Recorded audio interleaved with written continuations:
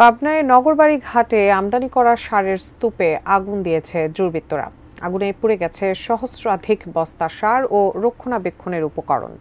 নজিরবিহীন এমন অগ্নিকাণ্ডকে রবি মৌসুমের সার সরবরাহ ব্যাহত করার পরিকল্পিত নাশকতা বলে মনে করছেন স্থানীয়রা। মিলন মাহমুদের ক্যামেরায় পাবনা থেকে রিজভি জয়ের রিপোর্ট। উত্তরবঙ্গের ১৬ জেলায় সরবরাহ করতে নদীপথে পাবনার নগরবাড়ি নৌবন্দরে সার আনে আমদানিকারক প্রতিষ্ঠানগুলো।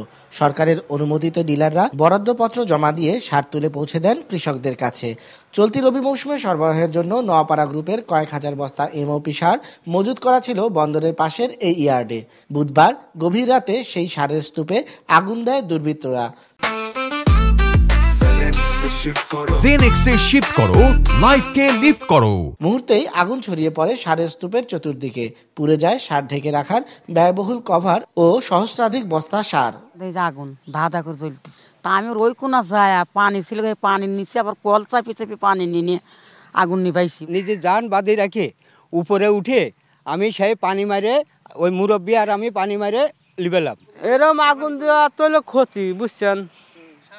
সার আসবে না কিছু না, আমরা কাজ করি কি কাজ করে খাবো। স্থানীয় ব্যবসায়ীরা জানান, রাজনৈতিক পরিস্থিতির সুযোগ নিয়ে নগরবাড়ি এলাকায় সার আমদানি ও সরবরাহ ব্যাহত করার চেষ্টা করছে একটি চক্র। সংকটকালে নোয়াপাড়া গ্রুপের সুনাম নষ্ট করতেই পরিকল্পিত অগ্নিসংযোগ, সন্দেহ সংশ্লিষ্টদের। এই মালগুলো যাতে না আনতে পারে, যাতে এরা কাজটা না করতে পারে, তাদের মূল লক্ষ্য হলো এটা।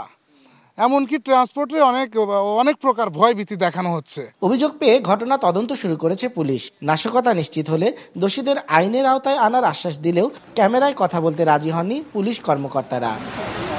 সার সরবরাহ নির্বিঘ্ন করতে নগরবাড়ি বন্দর এলাকায় নিরাপত্তা ও নজরদারি বাড়ানোর দাবি ব্যবসায়ীদের।